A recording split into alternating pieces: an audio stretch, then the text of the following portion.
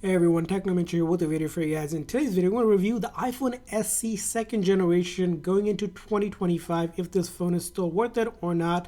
If you're currently using it, think of buying it, upgrading to it, upgrading from it, everything you need to know, we're going to talk about it. So let's get started. So the iPhone SE second generation was released in 2020. So this phone is just a little over 4 years now. Later this year, it's going to be over 5-year-old phone, which is pretty much a long time for a phone. Now there is a third generation SE as well that Apple sells. So this is the second edition that we're going to be talking about. It comes with a 4.7-inch display with thick bezel and a Touch ID, which is iconic for the iPhone, especially if you don't like to use Face ID. Feels outdated compared to the newer, but it's a solid compact for those who prefer smaller phone with that Touch ID option as well.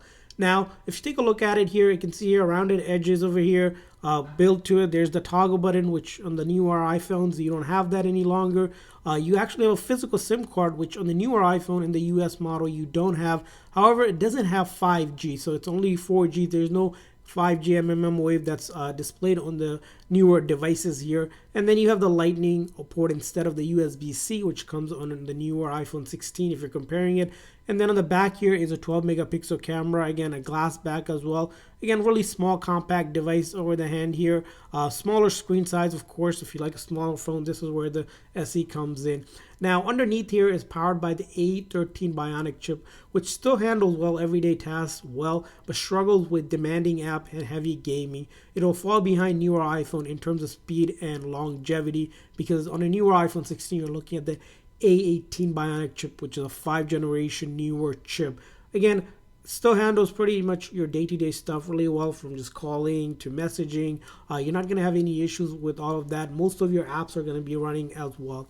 Now another aspect, it's going to be probably you're looking at camera here. So it comes with a single 12 megapixel camera we showed in the back. For the front is a 7 megapixel front camera. Decent in photo, in good lighting, but lacks features like night mode and portrait mode with limited options here. As you can see here, it has some options, but when it comes to light mode with portrait mode, it's not going to be really good. But again, it still does have that, but not as competitive as a newer multi-lens, which comes with like 3 cameras with upgraded 48 megapixel. Probably not a good comparison for that. But when it comes to even video recording, you can actually record in 4K 60 frames per second, and you'll be surprised that you can really take some really good videos. It does have slow-mo and time-lapse as well, but features like cinematic mode and spatial video are not available on this device. Now another aspect it's probably going to be talking about is the battery life on this device. So when it comes to battery life, it has one of the smaller size battery, which is around 1821 mAh battery, adequate for light use but may require more frequent charging with heavier use. Battery degradation over time is a factor to also consider. So if you're not at 100%, you're not going to get the full battery life, which is rated to be around 13 hours. Now if you compare it to a new iPhone 16, that's close to 22 hours. You're getting almost like 10 hours less than a newer phone. Again, a smaller phone, smaller battery size, smaller of course to consider.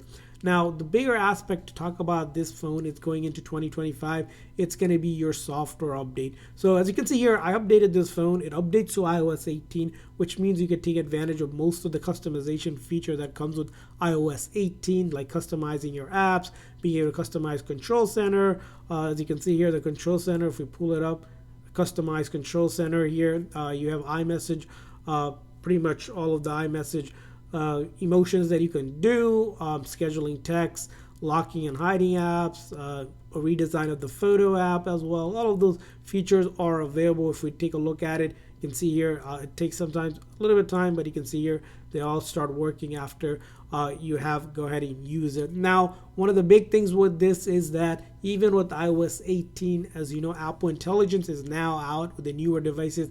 This phone is not compatible with Apple Intelligence, so you're just getting the basic Siri. However, you can still download the ChatGPT app if you like. You can use that, but the direct integration of Siri to Apple to ChatGPT is not available on this device.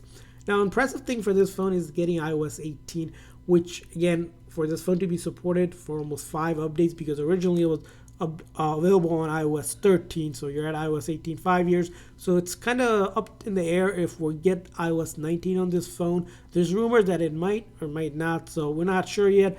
but in a couple months we'll probably know if it gets iOS 18 update or not. Now, another aspect you're probably going to consider of this phone is the price point. Originally, it was a $400 phone at the base 64 gig. Now you can get this phone from Amazon, which I'll leave a link for it. You can get it just a little over $100, so almost 1/4 the price, because Apple no longer sells it.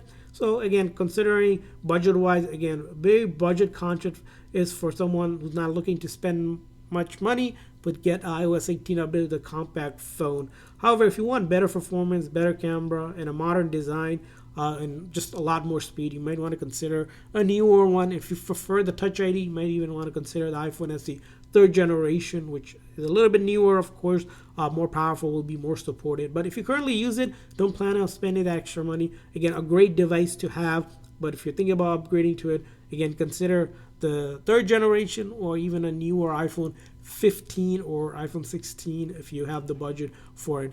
That's our review of the iPhone SE 2nd generation. Again, still a great device going into 2025. That's why I want to hear from you. What's your thought on the iPhone SE 2nd generation? Do leave a comment in the comment section. And for more videos and reviews like this and tips for your iPhone, make sure to like and subscribe button. We'll see you guys next time.